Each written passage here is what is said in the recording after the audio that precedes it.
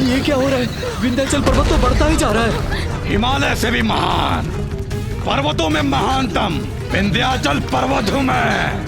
सूर्य की किरणें भी मुझे पार नहीं कर सकती। मुझे विंध्याचल पर्वत को नियंत्रण में लाना ही होगा। विंध्याचल पर्वत ने अपना आकार इतना बढ़ा लिया कि उन्होंने सूर्यदेव की किरणों को भी बाधित कर दिया। हाँ गणेश। तब ऋषि अगस्त्य ने फिर क्या किया पिताश्री? विंध्याचल पर्वत का कर्तव्य तो अपनी विशालता से यहाँ के वासियों की रक्षा करना है, किंतु वो इन लोगों के साथ शत्रुवत व्यवहार कर रहा है। यही परिणाम होता है अहंकार का। ये सब क्या हो रहा है? हमारा जीवन संकट में है। इन शिलाखंडों की वर्षा से हम अपनी रक्षा कैसे करें? हमारे तो परिवार नष्ट हो जाएंगे। पिताश्री, हमारी रक्षा कीजिए। हे प्रभु, कहाँ जाएं, किधर भागें? कोई स्थान सुरक्षित नहीं है। जो अपनों से ही अपनों को पृथक करता है, रक्षक से भक्षक बना देता है। विंध्याचल पर्वत के इस विशाल आकार से हम सब नष्ट हो जाएंगे। प्रभु रक्षा करो, रक्षा करो प्रभु, हमारी रक्षा करो, रक्षा करो। भागो भागो, रक्षा करो, अपने प्राणों की रक्षा करो। भागो भागो, रक्षा करो। हे प्रभु, रक्षा कीजिए।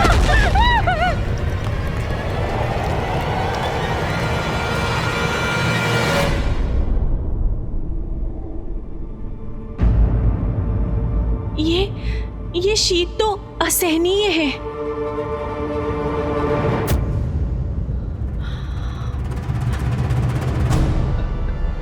स्वामी,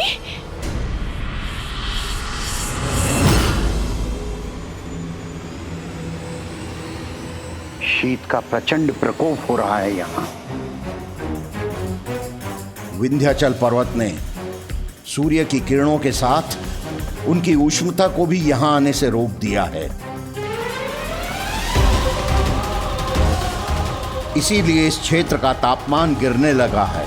यदि ऐसा ही रहा तो यहाँ सर्वत्र हिम का प्रभाव हो जाएगा।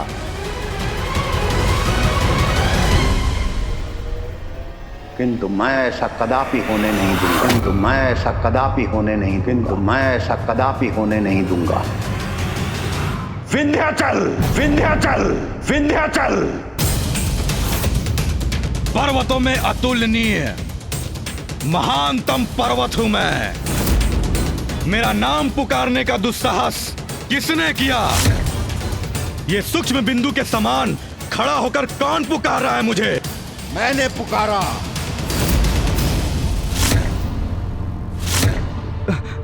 ऋषि अगस्त्य यहाँ? ऋषि अगस्त्य यहाँ, जिनका सम्मान देवता ही नहीं त्रिदेव भी करते हैं, आज स्वयं मेरे निकट पधारे हैं। धन्य हुआ मैं। सावधान विंध्याचल, कहीं कोई भूल ना हो जाए।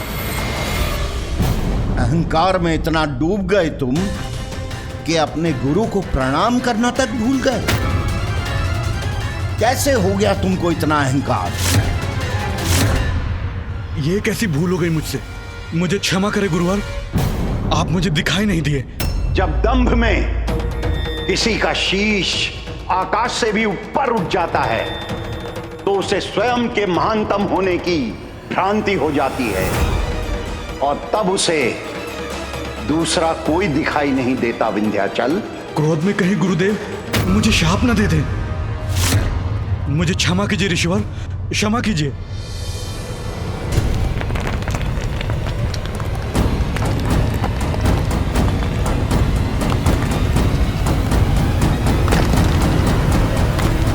विंध्याचल का अहंकार नियंत्रण में तो आया।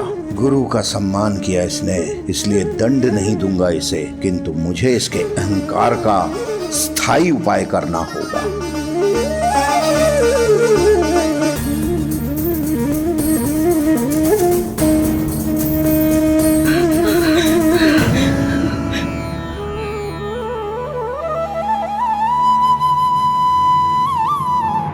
सूर्यदेव की किरणें पुनः यहाँ पहुँच रही हैं और शीत का प्रभाव भी मिट रहा है। विंध्याचल पर्वत भी झुक गया है। हम सब सुरक्षित हैं। हमारा परिवार भी सुरक्षित है।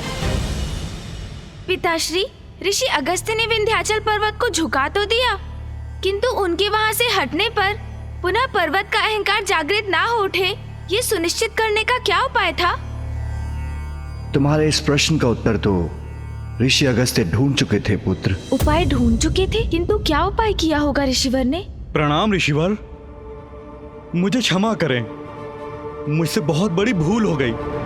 भूल को विनम्रता से स्वीकार करने वाला ही महान होता है। मैं दक्षिण की यात्रा में हूं, जब तक मैं वहां से वापस न लौटूं, तुम्हें इसी अवस्था में यथावत रहना होगा। जो आज्ञा गुरुवर। अद्भुत! कितनी बुद्धिमानी से ऋषिवर अगस्त्य ने विंध्याचल पर्वत के बढ़ते दंभ को नियंत्रण में ले आए।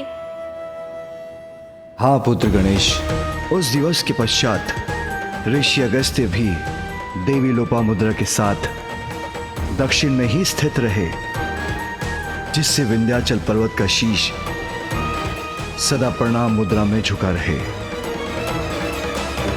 और पुनः संसार के लिए कोई संकट ना उत्पन्न कर सके। महादेव, ऋषि अगस्त्य ने विंध्याचल पर्वत को उचित सबक सिखाकर न केवल स्वयं का मार्ग प्रशस्त किया, वरन भविष्य के लिए उपज रहे एक संकट को भी दूर कर दिया। हमारे मार्ग में भी कोई बहुत बड़ी बाधा आने वाली है, ये मेरी दुश्चिंता है महादेव। मैं आपको वही बताने का प्रयास कर रहा हूँ।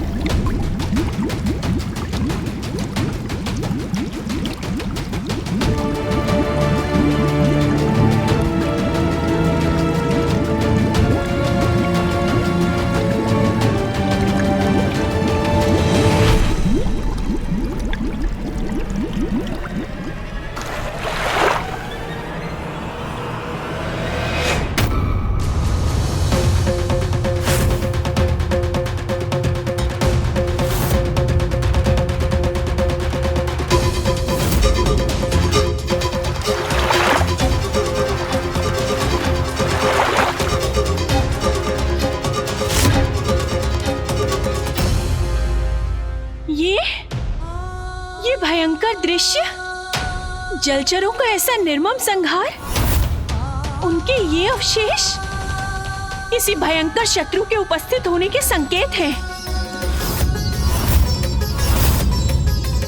किंतु कौन आ सकता है यहाँ? किसका दुष्कृत्य हो सकता है ये? अवश्य कोई परभक्षी घुस आया है यहाँ। जो भी है, हमें उसे ढूंढकर उसका अंत करना चाहिए। उचित है, फैल जाओ यहाँ, ढूंढो उस परभक्षी को। अपने जलचरों की रक्षा का दायित्व तो हमें निभाना ही होगा।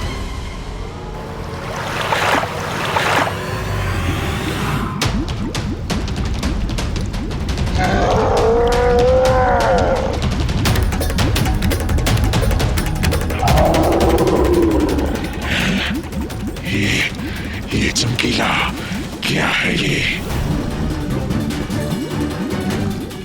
देखना पड़ेगा उस चमकीले को।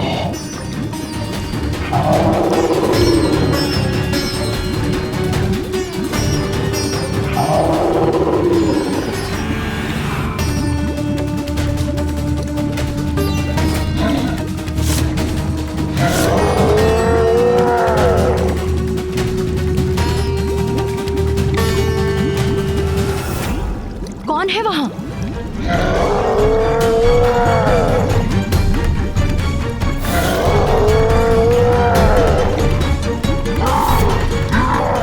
ये किसके नेत्र देख रहे हैं मुझे?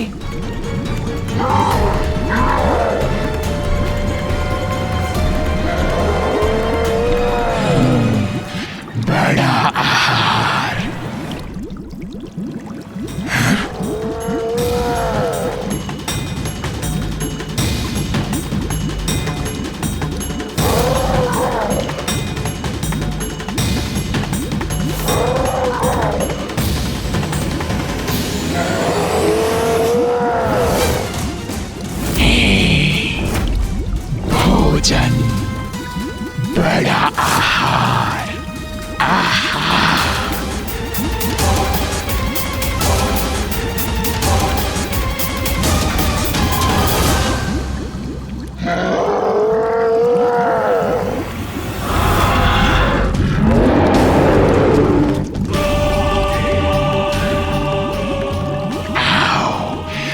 पीछे आओ।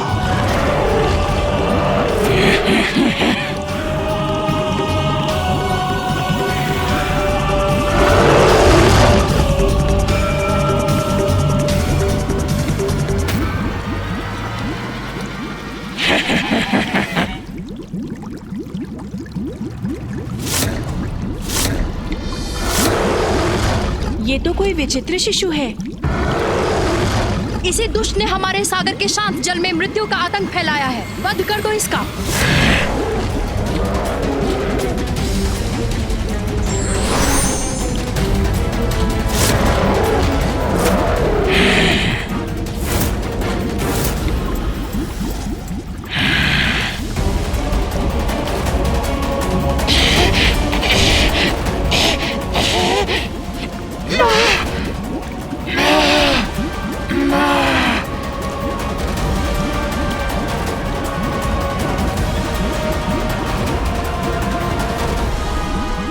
ये क्या कर रही हो? अपना अस्त्र नीचे क्यों कर रही हो? देखो ना इसे, निरीह है शिशु मात्र ही तो है। कदाचित इसके माता पिता ने इसका त्याग कर दिया और भूख लगी है इसे। कदाचित इसीलिए ऐसा क्रूर व्यवहार कर रहा है ये। किंतु इसमें इसका दोष नहीं। जल की मीन का आहार कर अपनी भूख ही तो मिटा रहा है। हम इसका वध नहीं कर सकते। नहीं, ये उचित नहीं। हमें नहीं ज्ञात ये कैसा जंतु है। मीन तो कदापि नहीं है। किसी प्रकार का जलचर भी नहीं है। सागर में इसका कोई स्थान नहीं, इसलिए इसे हमें नष्ट करना होगा। रुक जाओ, मेरे रहते कोई इसे हानि नहीं पहुंचा सकता। एक निर्दोष असहाय शिशु का वध करने का विचार भी कैसे कर सकती हो तुम?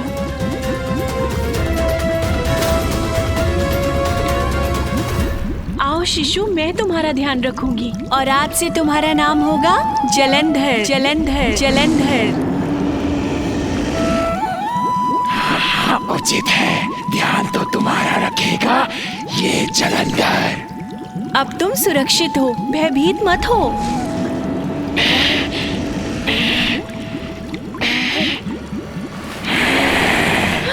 तुम सब मेरे भोजन बनोगे। तुम भी, तुम भी, तुम भी।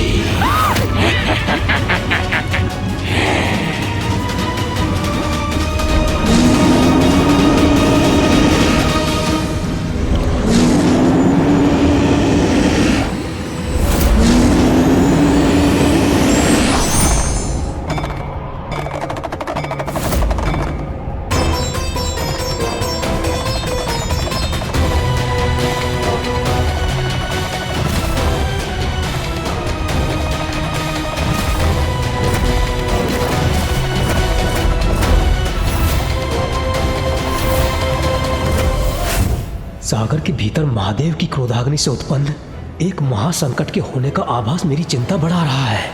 तो क्या पिताश्री, ऋषिवर अगस्त्य के दक्षिण पहुंचने पर माँ लोपामुद्रा नदी में परिवर्तित हुई? नहीं पुत्र गणेश, वो अवसर अभी नहीं आया था। अभी तो ऋषि अगस्त्य दक्षिण की ओर जा ही रहे थे। और मार्ग में क्या हुआ दक्षिण के मार्ग में पिताश्री?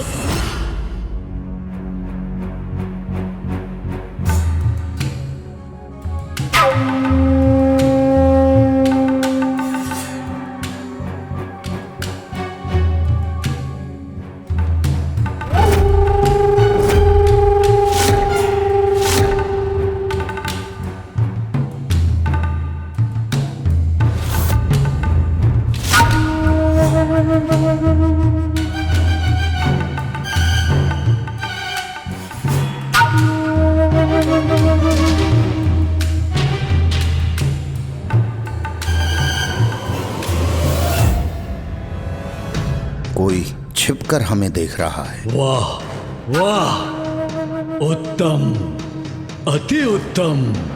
देखो कितना गोल मटोल हृष्ट पुष्ट ऋषि है ये। बहुत समय से ऐसे किसी ऋषि का भोजन करने का अवसर नहीं प्राप्त हुआ। इससे अपना आहार बनाकर हृदय तृप्त हो जाएगा।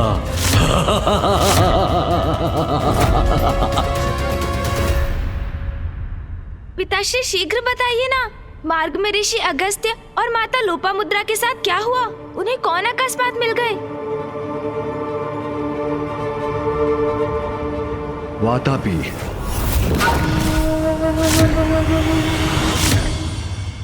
स्वामी, हम यहाँ कुछ समय के लिए विश्राम करेंगे। उचित है प्रभु, आप यहाँ विश्राम कीजिए। मैं तब तक आपके लिए वन से फल लेकर आती हूँ। उसकी कोई आवश्यकता नहीं देवी।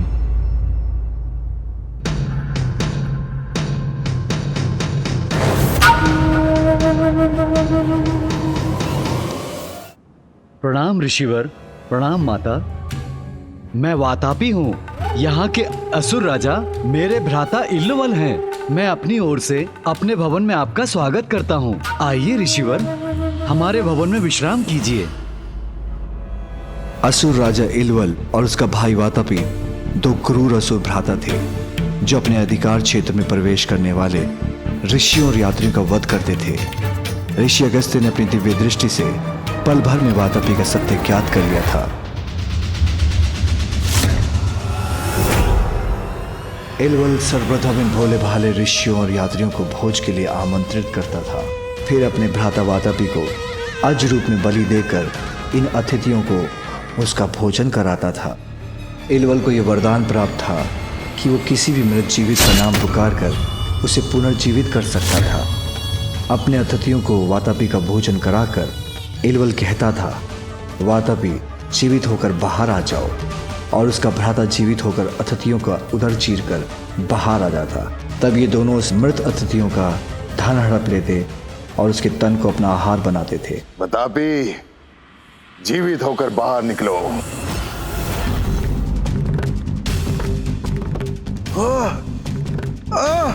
ये क्या हो रहा है मेरे साथ?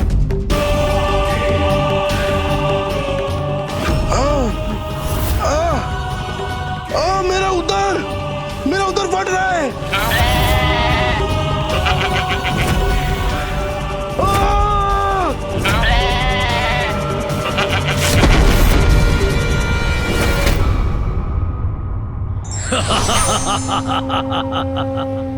अब इसका धन भी हमारा होगा और इसका तन हमारा आहार बनेगा।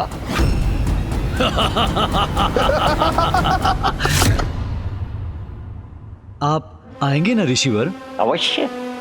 मैं तुम्हारे इतने स्नेहपूर्ण निमंत्रण को अस्वीकार कैसे कर सकता हूं? मैं तुमसे और तुम्हारे भ्राता से भेंट करने तुम्हारे राजभवन अवश्य आऊंगा।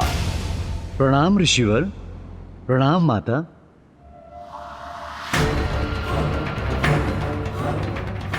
आओगे तो तुम अवश्य, किंतु बचकर जा नहीं सकोगे।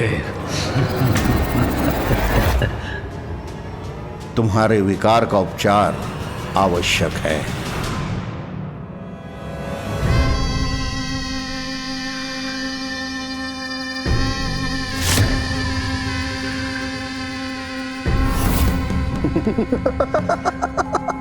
उत्तम, अति उत्तम, बहुमूल्य आभूषण।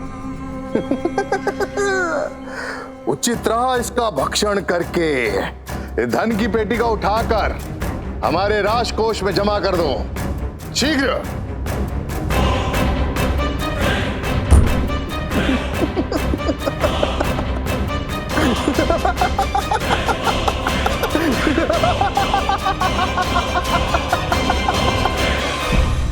असुर राजा इल्वल और उनके भ्राता वातापी ऋषियों का संहार कर उनके शरीर की मज्जा को अपना आहार बनाते थे। ये ज्ञात होते हुए भी ऋषि अगस्त्य ने वातापी का निमंत्रण स्वीकार कर लिया। हाँ पुत्र, दक्षिण की ओर जाते हुए जब ऋषि अगस्त्य अपनी पत्नी देवी लोपामुद्रा के संग असुर राजा इल्वल के क्षेत्र में पहुंचे, वहां की प्रजा दुष्ट राजा इल्वल के अत्याचार से आतंकित थी। अन्य सभी के उनके कष्टों से मुक्त कराना ऋषि अगस्त्य ने अपना कर्तव्य समझते थे। तो फिर ऋषि अगस्त्य ने क्या किया पिताश्री? मैं यहाँ के राजभवन होकर आता हूँ, आप यहीं रुकिए। स्वामी, आप नहीं चाहते कि मैं भी आपके साथ चलूं? वहाँ जो असुर प्रस्तुत करेंगे वो आपको प्रियकर नहीं होगा। चिंता का कोई कारण नहीं है, मैं शीघ्र लौट आऊंगा।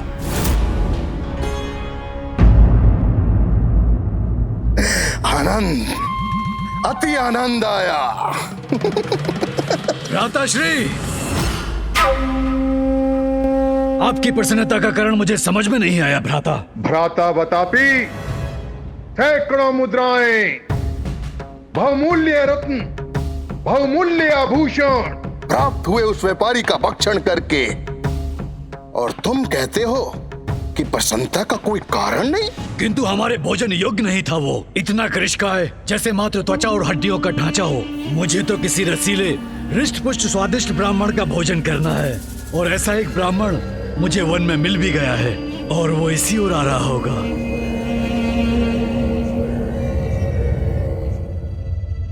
महाराज इलुवल, युवराज बतापी, महाराज आपसे ऋषि अगस्त्य भेंट करने आए हैं।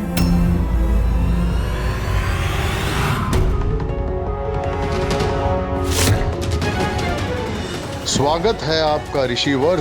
जब तक आप यहाँ हैं आपको किसी प्रकार की कोई असुविधा नहीं होगी। हम संपूर्ण ध्यान रखने वाले हैं आपका। आशा करता हूँ मेरा ये आगमन आपके लिए भी उतना ही सुखद हो जितना मेरे लिए। मनुष्यों को अपना आहार बनाने वाले इलवल और वातापी जैसे असुर के साथ क्यों चले गए ऋषिवर अगस्त्य? पिताश्री, इससे क्या उन्होंने स्वयं को संकट में नहीं डाला?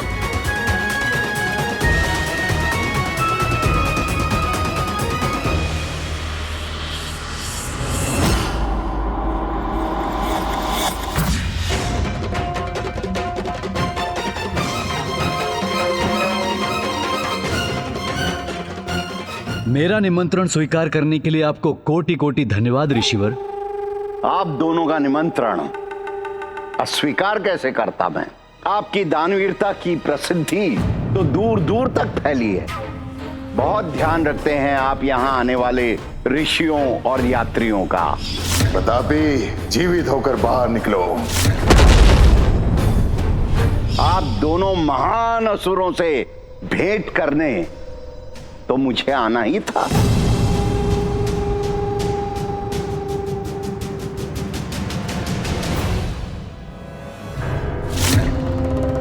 मात्र रुद्राक्ष की माला है इसके कंठ में, स्वर्ण की बाली तक नहीं है इसके कानों में।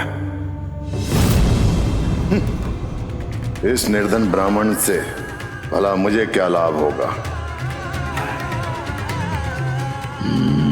वाह, कितनी मांसल देह है इसकी।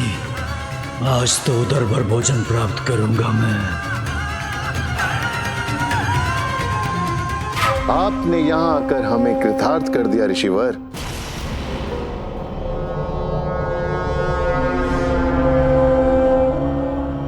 अरे कहां चल दिया ऋषिवर? मेरा अर्थ ऋषिवर, आप अचानक उठकर ऐसे कहां जा रहे हैं? अभी अभी तो आप आए ही हैं। हमारे साथ भोजन करने के बाद ही जाइएगा। नहीं नहीं नहीं, उसकी कोई आवश्यकता नहीं है। मैं तो केवल आप दोनों से भेंट करना चाहता था। जैसे आपको उचित लगे ऋषिवर। अरे ये भैया क्या कर रहे हैं? ये ऋषि तो जाने भी लगे। ऐसा भोजन कैसे जा सकता है?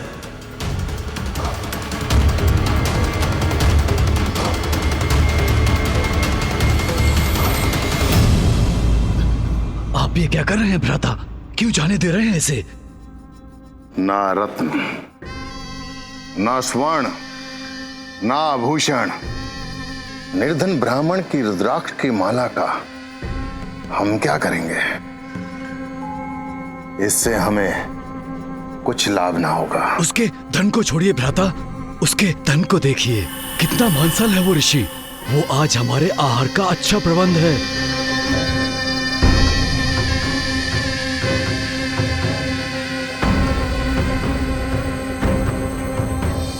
उचित कह रहे भ्राता बतापी। इसका भोजन करने में तो आनंद ही आनंद आएगा। आज तुम्हारे प्रत्येक विचार का एक ही परिणाम होगा असुरों। अगस्त्य ऋषि, ये तुमने नहीं, तुम्हारे पाप कर्मों के परिणाम ने पुकारा है मुझे।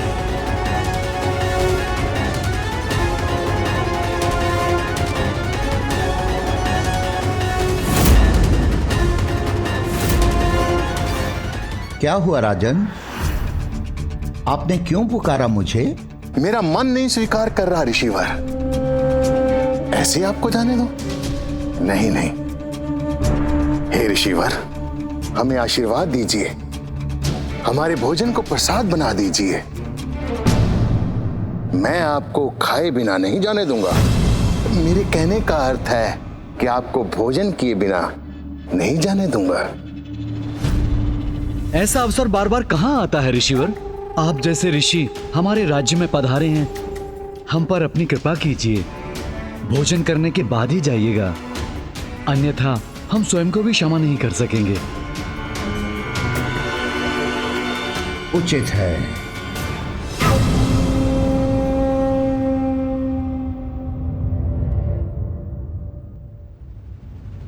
भ्रातावतापी, ऋषिवर के लिए विशेष व्यंजन का क्या प्रबंध किया? भ्राता, मैं अभी देख कर आता हूँ। ऋषिवर, हमारे विशेष व्यंजन को मैं स्वयं तैयार करवा कर आता हूँ।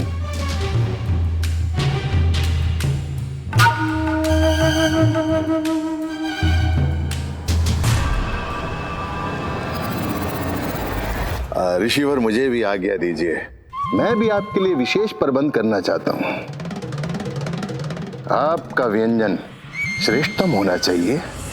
आप मेरी चिंता ना करें, मेरे लिए इतना भोजन पर्याप्त है। चिंता कहाँ ऋषिवर, इसमें तो आनंद ही आनंद है। अब मुझे आज्ञा दीजिए।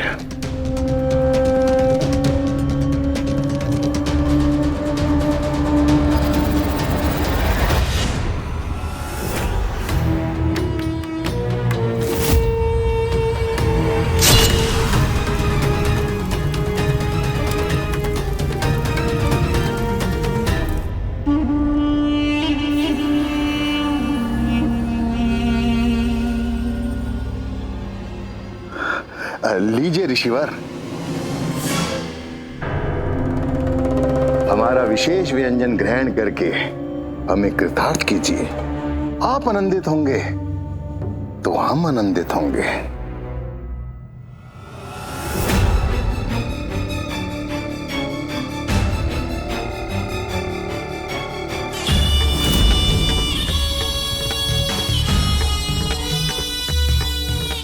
बस अब कुछ ही पलों में हम तुम्हारा भोज करेंगे।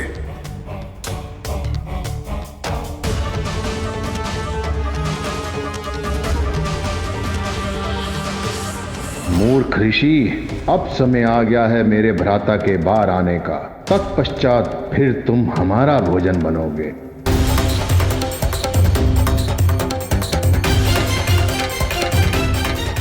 कुछ ही क्षणों में तुम्हारा ये संतुष्टि का भाव भय में परिवर्तित हो जाएगा ब्राह्मण। वतापी, बाहर आओ। अब किसी भी पल मेरा भ्राता वदापी तुम्हारा उधर चीर कर बाहर आएगा।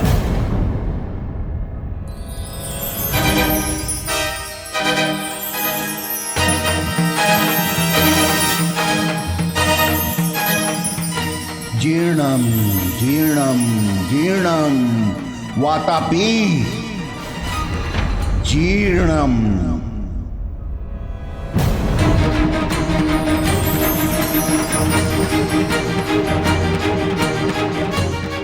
ये ऋषि कर क्या रहा है? वातापी, बाहर आओ। जीर्णम वातापी जीर्णम। भैया बचाइए मुझे, मेरे प्राण संकट में है भैया, बचाइए भैया, बचाइए मुझे। वातापी, बाहर आओ। वातापी, बाहर आओ। जीर्णम वातापी जीर्णम।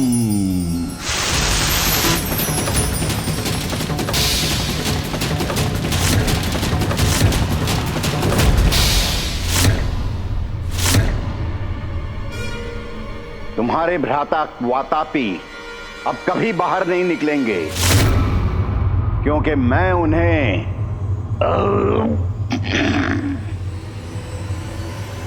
बचा चुका हूं। नहीं, ऐसा नहीं हो सकता। वातापी, बाहर आओ वातापी।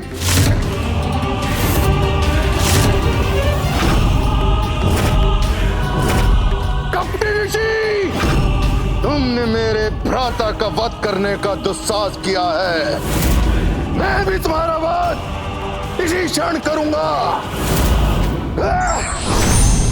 एक असुर राजा का भी धर्म है कि वो अपनी प्रजा और अपने राज्य से निकलने वाले यात्रियों को सुरक्षा प्रदान करे, किंतु तुमने अतिथियों का सत्कार, उनका वध करके उनका धन हड़प लिया।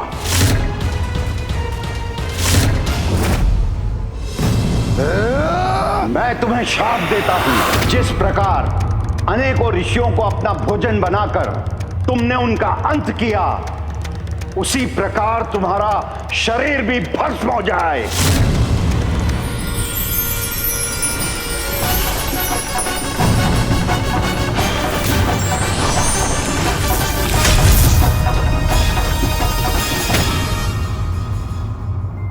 ऋषि अगस्त्य ने कितनी सरलता से उन दोनों असुर भ्राताओं के आतंक को नष्ट कर दिया। जानते हो गणेश, भोजन के उपरांत अपने उदर पर हाथ फेरने की परंपरा का आरंभ इसी घटना के बाद हुआ। हाँ पिताश्री, मुझे भी माँ ने इस मंत्र के बारे में बताया था, जीर्णम जीर्णम। तभी तो मैं पूरी असुर सेना को पचा पाया था। हाँ पिताश्री, भोजन के बाद तो मैं भी अपने उदर पर हाथ फेरता हूँ और मुझे आभास भी होता है। जीर्णम जीर्णम, असुर सेना जीर्णम।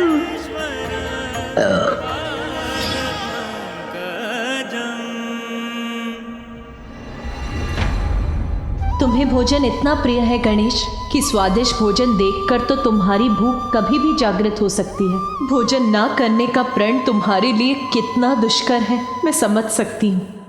पिताश्री, ऋषि अगस्त्य के जीवन का प्रत्येक प्रसंग अत्यंत रोचक है। हमें बताइए ना पिताश्री, फिर क्या हुआ? इलवर और वातापी के अंत के बाद ऋषि अगस्त्य और देवी लोपामुद्रा सदा के लिए दक्षिण में ही स्थित हो गए। देवी लोपामुद्रा पतिव्रता और धर्मपरायण स्त्री थी और सदैव ऋषि अगस्त्य की सेवा और उनके अनुष्ठान में सहायता करने में व्यस्त रहती थी। उनके इसी निस्वार्थ प्रेम और समर्पण के भाव से ऋषि अगस्त्य के मन में भी पत्नी के प्रति स्नेहपूर्ण जुड़ाव और आसक्ति उत्पन्न हुए। ऐसा जुड़ाव जो पति पत्नी के संबंध में सदैव स्थापित हो ही जाता है।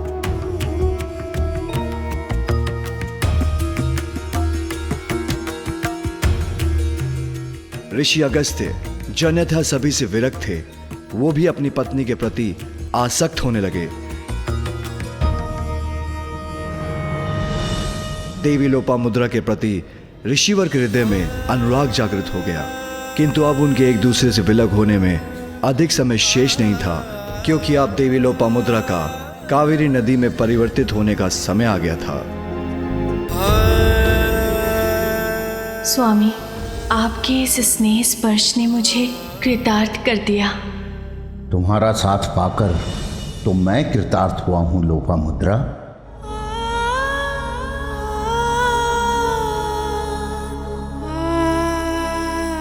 अब वो समय अधिक दूर नहीं जब हमें एक दूसरे से दूर होने के लिए विवश होना होगा। स्वामी,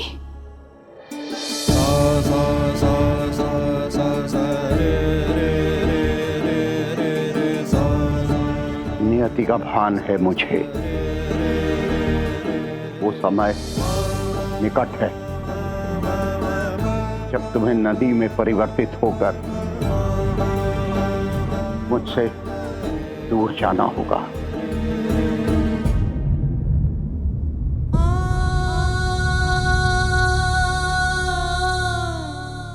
मैं भी आपसे दूर नहीं जाना चाहती स्वामी। प्रतिदिन इसी आशंका में घुलती रहती हूँ कि कब वो समय आएगा जब नियति को टालना असंभव हो जाएगा।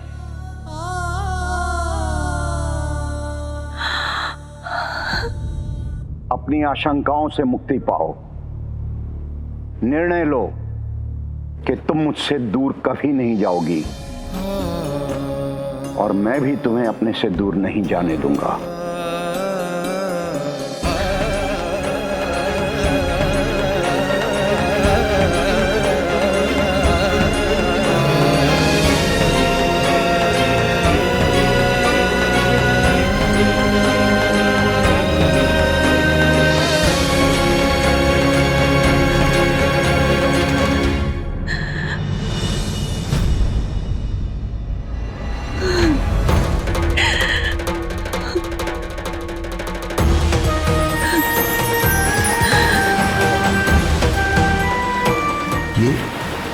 ये क्या हो रहा है?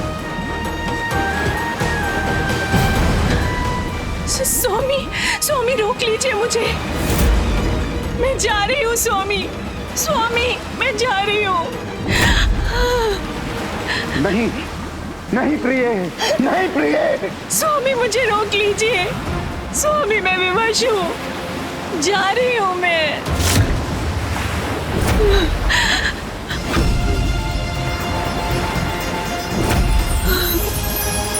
स्वामी, स्वामी।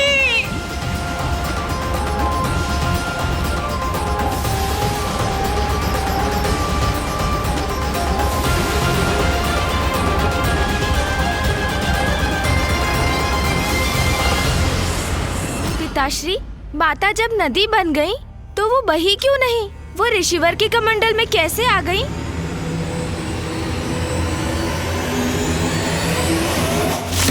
तुम नदी का प्रवाह नहीं बनोगी। यदि मेरा अनुष्ठान, मेरा तप सत्य है, यदि महादेव के प्रति मेरी आस्था सत्य है, तो तुम प्रवाहित नहीं होगी। मैं आदेश देता हूं, रोक दो अपना प्रवाह, रोक दो अपना प्रवाह, रोक दो अपना प्रवाह।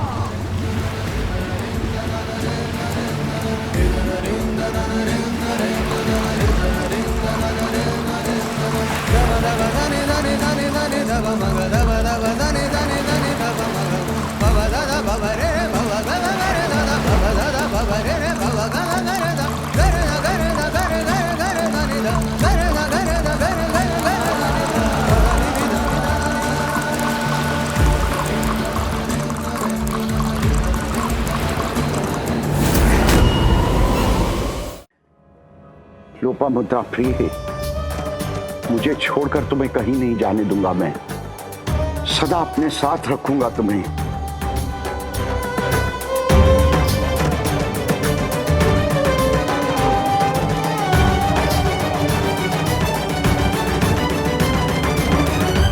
उसके पश्चात जब ऋषि अगस्त्य ध्यान मग्न हुए तो उससे बाहर नहीं आए और लोपामुद्रा कावेरी नदी के रूप में उनके कमंडल से बाहर नहीं आ सकी।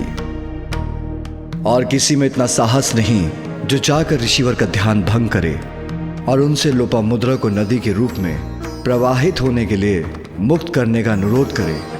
गुरु अपने शिष्यों का आग्रह नहीं टाल सकते। कदाचित भैया को ऋषिवर के पास जाना चाहिए।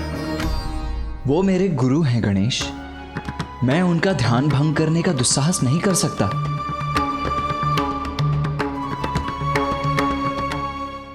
उचित है, फिर मैं जाऊंगा ऋषि अगस्त्य के निकट।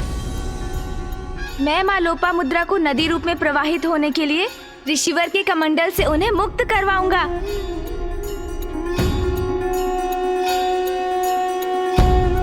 मुझे आज्ञा दीजिए पिताश्री कि मैं ऋषि अगस्त्य के पास जाकर उनके कमंडल से माँ लोपामुद्रा को नदी रूप में प्रवाहित करने का प्रयास करूं।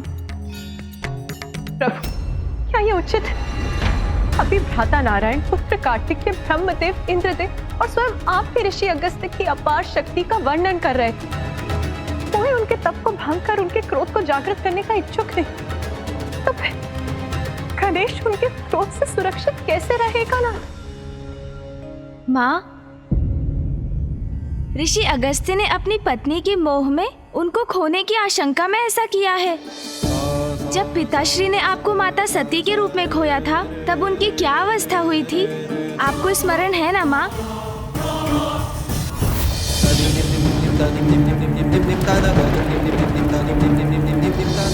इसलिए माँ, ऋषि अगस्त्य का मोह भंग करने के लिए उन्हें मात्र एक संकेत देने की आवश्यकता है कि उनके इस निर्णय से दक्षिण में आपदा की स्थिति उत्पन्न हो गई है।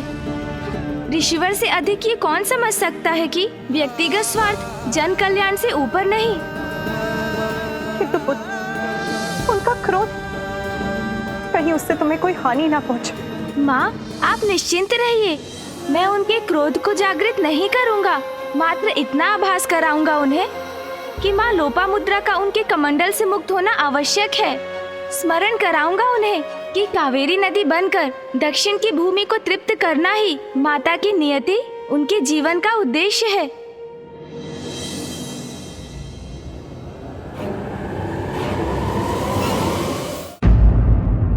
विलक्षण है तुम्हारी बुद्धि पुत्र, अद्भुत है तुम्हारी परिपक्वता। तुम अवश्य सफल होगे। किंतु पुत्र, माँ हूं मैं, 2 पुत्रों की माँ, इसीलिए मेरा विचलित होना तो स्वाभाविक है। किंतु तुम निसंकोच जाओ पुत्र, तुम्हें तुम्हारे उद्देश्य में सफलता अवश्य प्राप्त हो।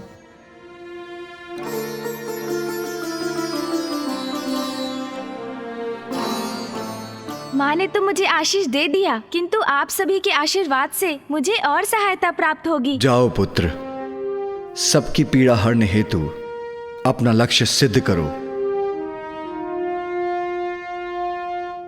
गणेश, दक्षिण के सभी जीवों के जीवन का विघ्न हरो। मेरा आशीष सदैव तुम्हारे साथ है। गणेश, मुझे ज्ञात है तुम अपने उद्देश्य की प्राप्ति के लिए कुछ भी अनुचित कदापि नहीं करोगे, किंतु ऋषिवर के क्रोध के प्रति सावधान रहना होगा तुम्हें। अवश्य भैया।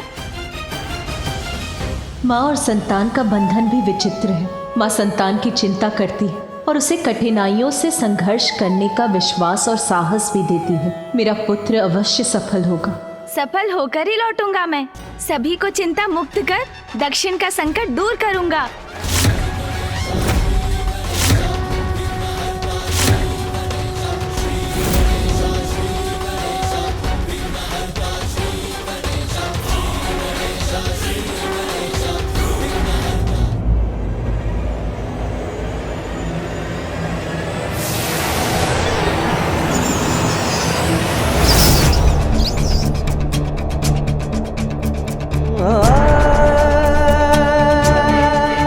प्रतीत होता है हम दक्षिण की ओर पहुंच चुके हैं। मूषक जी, अब तो हम ऋषि अगस्त्य के तप स्थल के निकट ही होंगे ना?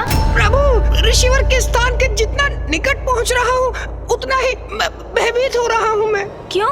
आप क्यों भयभीत हो रहे हैं मूषक जी? प्रभु, ऋषि अगस्त्य का तपोबल, उनकी शक्ति तो विख्यात है। मैं तो पूर्व में ही मूषक हूँ, अब कहीं उनके शाप से मैं चींटी ना बन जाऊँ। मूषक जी, व्यर्थ है आपकी ये चिंता। ऋषिवर आपको श्राप क्यों देंगे? प्रभु, आप उनकी पत्नी को उनके कमंडल से मुक्त करवाकर नदी में परिवर्तित करने जा रहे हैं, फिर भी पूछ रहे हैं कि वो श्राप क्यों देंगे? मूषक जी, किसी भी बड़े उद्देश्य को पूर्ण करने में संकट तो आते ही है ना, किंतु उन पर विजय पाने के लिए ध्यान सदैव अपने उद्देश्य पर ही रखना चाहिए, मार्ग में आने वाले संकट और कठिनाइयों पर नहीं। उचित है प्रभु, मैं प्रयत्न करूंगा।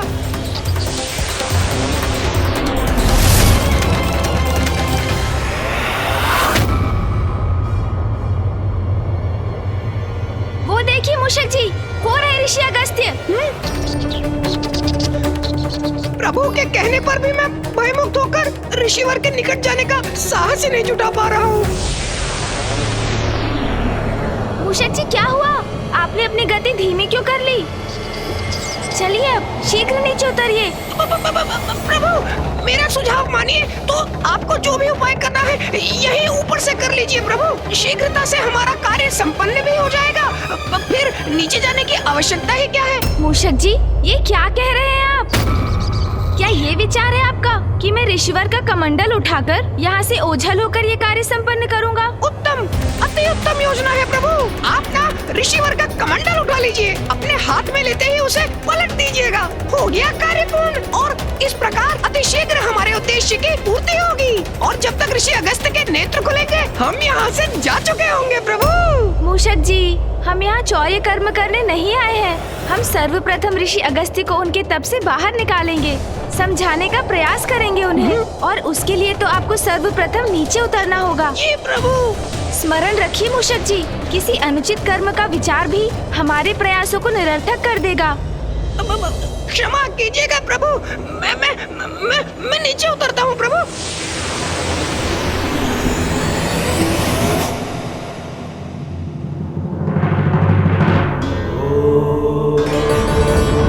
इतने दिव्य महान व्यक्तित्व वाले ऋषिवर अगस्त्य के दर्शन पाकर मैं धन्य हुआ आज।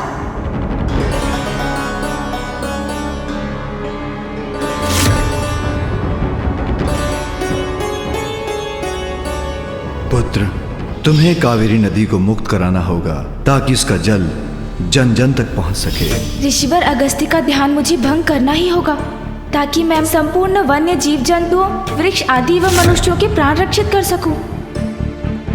प्रभु, जो भी करना है शीघ्र करिए ना, जिससे हम भी शीघ्र यहाँ से प्रस्थान कर सके। मूषक जी, ऋषिवर को उनके तप से बाहर लाने की उचित युक्ति का विचार करने दीजिए मुझे। युक्ति का विचार? अर्थात प्रभु, अभी तक कोई युक्ति, कोई योजना नहीं है आपकी? मूषक जी, बड़ी सूक्ष्मता से योजना पर विचार करने की आवश्यकता है, जो मैं करने का प्रयास कर रहा हूँ, और आप बार बार कुछ कहकर जिसमें बाधा डाल रहे हैं। यदि आपके पास कोई उत्तम योजना है तो आप क्यों नहीं बता देते मुझे, और यदि नहीं है तो मुझे शांति से विचार करने दीजिए। जी प्रभु। ऋषिवर का ध्यान कैसे भंग होगा? व्यवधान से प्रभु। व्यवधान से अर्थात? हाँ प्रभु, तीव्र वायु प्रवाह से आंधी उत्पन्न करिए आप। आंधी।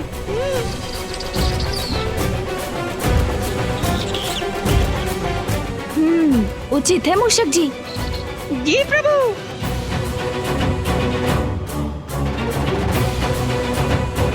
क्षमा कीजिएगा ऋषिवर, किंतु मैं विवश हूँ।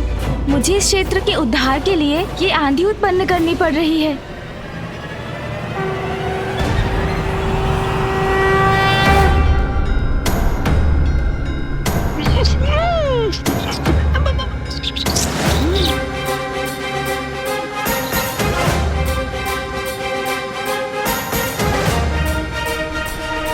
प्रभु तो आंधी उत्पन्न कर रहे हैं, किंतु ऋषिवर के नेत्र खुलने पर कैसा बवंडर उत्पन्न होगा, किसे ज्ञात। छिपने में ही भलाई है।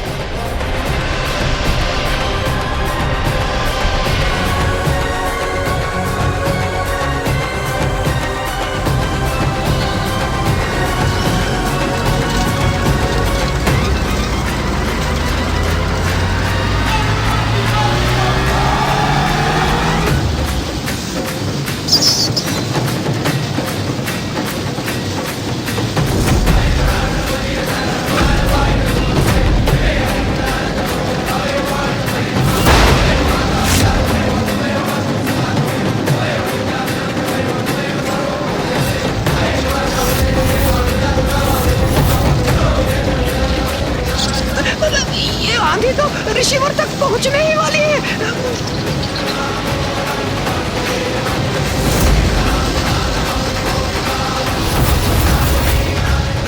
कहीं इस वायु प्रवाह की आंधी के स्पर्श से ऋषिवर के क्रोध का ज्वालामुखी न फट जाए।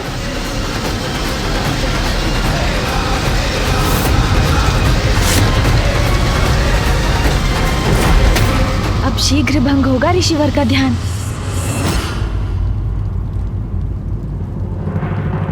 विश्वास है मुझे, गणेश सर्व समर्थ है, किंतु फिर भी मैं सशंकित हूँ। कहीं उसके साथ कुछ अप्रिय न घट जाए। गणेश का यह प्रयास सफल होने से अनेकों चिंताओं का अंत होगा। ऋषि अगस्त्य का क्रोध जागृत हुआ तो एक नवीन संकट उत्पन्न होगा।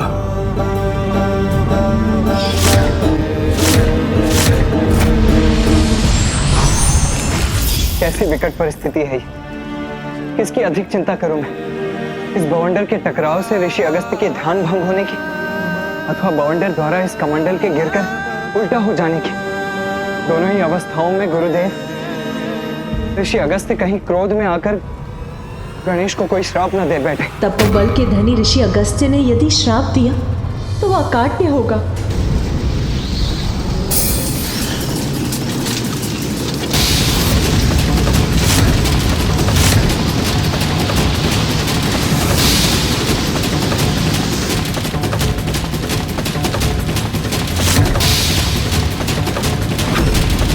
प्रतीत होता है ऋषिवर का कमंडल अब गिरने ही वाला है।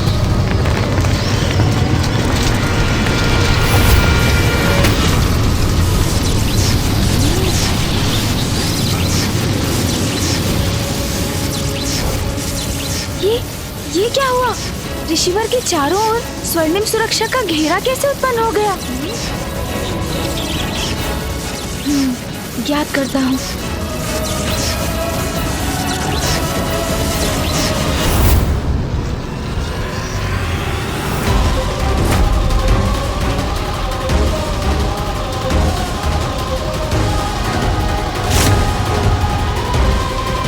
ये क्या?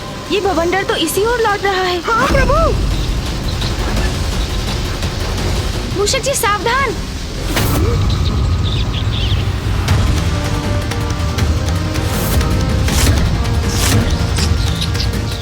इससे रक्षित होना होगा।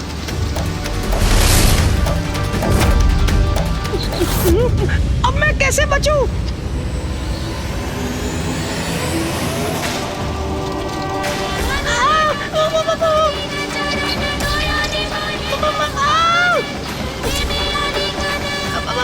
प्रभु, कुछ कीजिए प्रभु, रोकिए इस बवंडर को।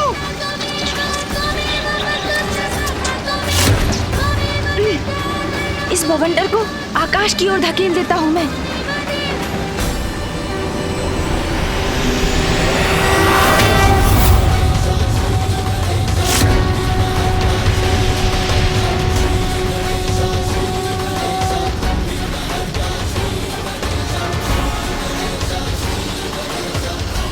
हम रक्षित हो गए प्रभु।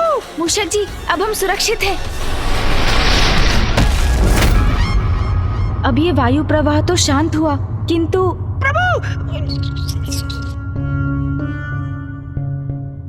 प्रभु इस बवंडर ने तो उलटकर मेरी ही दुर्दशा कर दी। हाँ मूषक जी, हमारा ये उपाय तो व्यर्थ हुआ। अब कुछ और सोचना होगा। और सोचना होगा?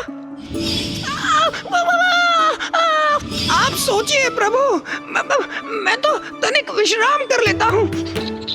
इन टहनियों के प्रहार भी विद्युत के प्रहार समान प्रतीत हो रहे थे मुझे। विद्युत सुना ना आपने प्रभु? विद्युत। हाँ हाँ, आपने अभी कहा था कि जैसे आपको लगा विद्युत प्रहार हो रहे हैं आप पर। नहीं प्रभु, मैं ये कह रहा हूँ विद्युत का प्रभाव अवश्य होगा ऋषिवर पर। उससे इनका ध्यान अवश्य भंग होगा। हाँ, कदाचित ये उचित रहेगा मूषक जी।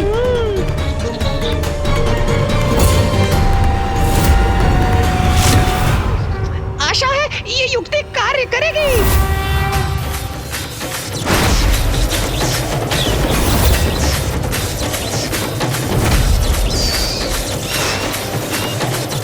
मैंने वायु का सुझाव दिया था तो विद्युत के समान प्रतीत हुआ था। अब विद्युत के सुझाव से कहीं अग्निवार न हो जाए मुझ पर। मेरा तो छिपना ही उचित है।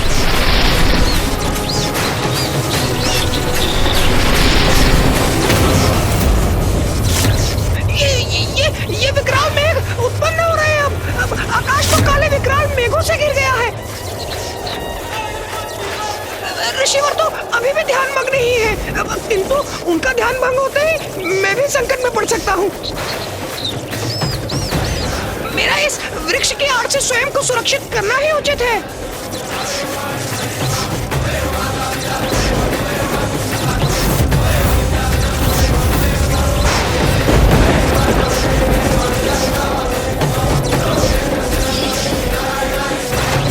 प्रभु के समान मैं भी वृक्ष के ऊपर चढ़कर ही सुरक्षित हो सकूंगा।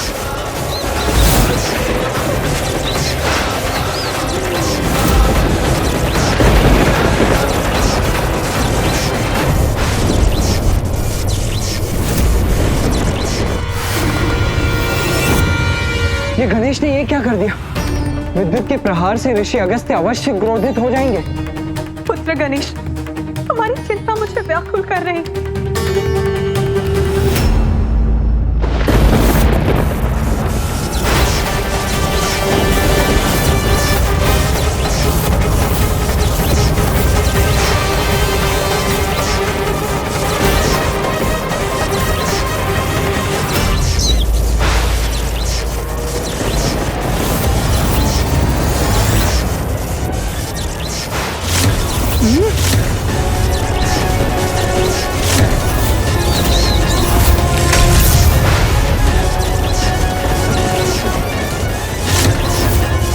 ये विद्युत वृक्ष की ओर भी आ सकती है।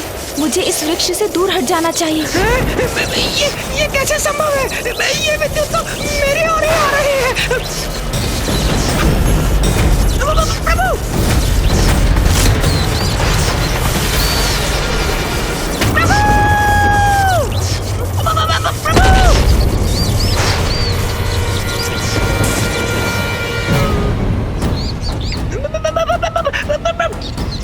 मूषक जी,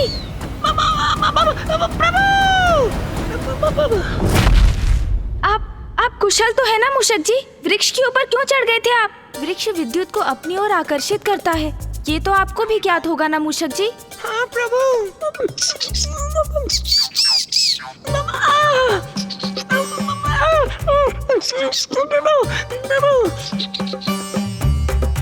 मेरा मुख, मेरा सुंदर मुख, क्या हो गया इसे?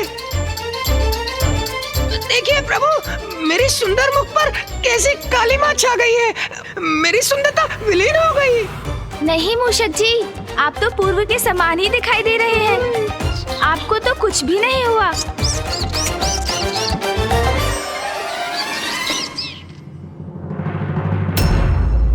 मूषक जी, बवंडर और विद्युत तो ऋषिवर का स्पर्श भी नहीं कर सके। इनसे भिन्न कुछ और उपाय करना होगा मुझे। प्रभु गणेश की सारी योजनाएं असफल हो रही हैं। मुझे शंका है, कहीं उसकी योजना का कोई भीषण परिणाम ना हो। कहीं ऋषि अगस्त्य अत्यधिक क्रोधित ना हो जाए। गणेश की युक्तियां। अभी तक गणेश ने अपनी बुद्धि से उपजी युक्ति का कहां प्रयोग किया है, और वही उसकी भूल है। बुद्धि का देवता है वो, उसे अपनी बुद्धि से युक्ति लगानी होगी, तभी सफल होगा वो। प्रभु, अब तो कदाचित भूकंप भी ऋषिवर को उनके तप से बाहर ला सकता है। हाँ प्रभु, मैंने विचार कर लिया है। नहीं मूषक जी, मुझे क्षमा कीजिए। मुझे ज्ञात है आप मेरी सहायता करने का प्रयास कर रहे हैं, किंतु अब नहीं। मैं आपके सुझाव लेता रहा, वो मेरी भूल थी, किंतु इस बार तो मैं अपनी बुद्धि की युक्ति पर ही चलूंगा।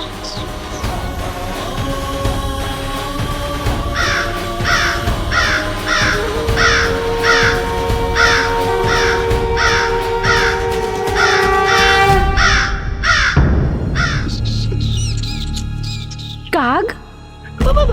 प्रभु! मूषक जी,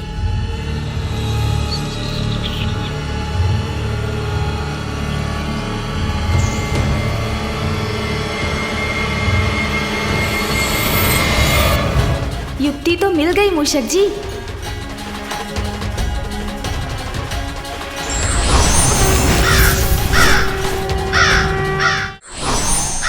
प्रभु! प्रभु! कहाँ उड़े जा रहे हैं आप?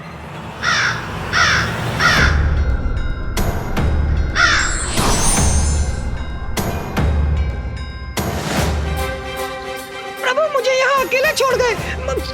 यदि ऋषिवर का ध्यान भंग हुआ तो, और मैं उनकी दृष्टि में पड़ गया तो अवश्य शाप दे डालेंगे मुझे।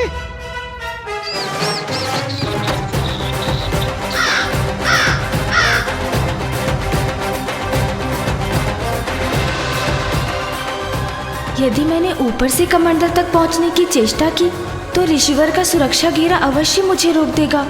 कदाचित मुझे नीचे से धरती के भीतर से कमंडल तक जाना चाहिए।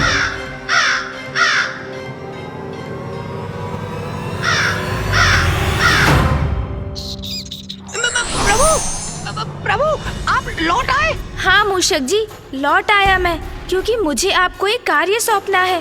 आपको यहाँ से ऋषि अगस्त्य तक धरती में सुरंग बनानी है। सुरंग का निर्माण करना है ऋषिवर तक? हाँ मूषक जी, जिससे मैं सुरंग के मार्ग से ऋषि अगस्त्य तक पहुँच सकूं। विलंब मत कीजिए आप। जैसे आपकी आज्ञा प्रभु। यदि मुझे कुछ हो जाए तो स्मरण रखिएगा कि मैंने अपने प्राण न्यौछावर कर दिए अपनी स्वामी भक्ति में। मैं हूँ ना मूषक जी, फिर क्यों चिंता कर रहे हैं आप? आपको कुछ नहीं होगा, आप शीघ्रता कीजिए, अपना कार्य आरंभ कीजिए आप। जी प्रभु।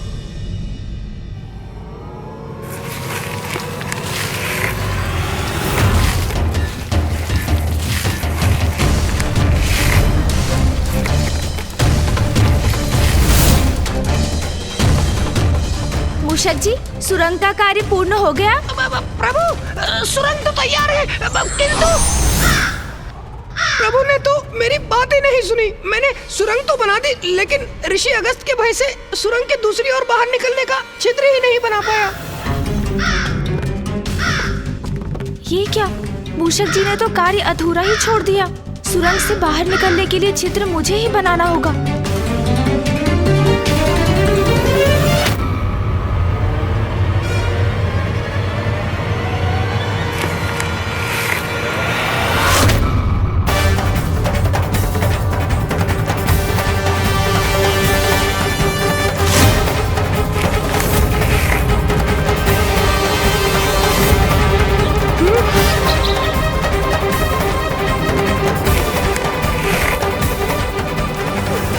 ये क्या?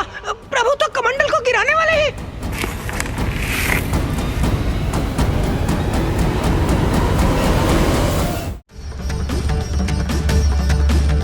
ऋषिवर के कमंडल के गिरने से कहीं अस्त का अनर्थ ना हो जाए। विलंब उचित नहीं, शीघ्रता करो गणेश।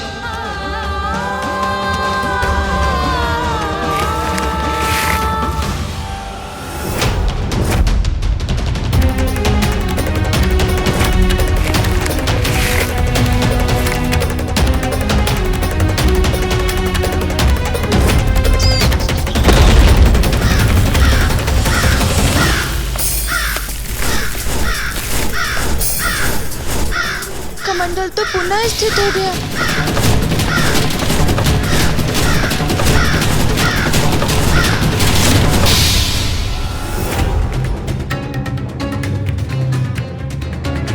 हाँ गणेश, यही युक्ति उचित है। अपने पंख से उलट दो कमंडल को, मुक्त कर दो माँ लोपामुद्रा को। हाँ प्रभु, उचित है। आपके पंख फड़फड़ाने से कमंडल गिर जाएगा।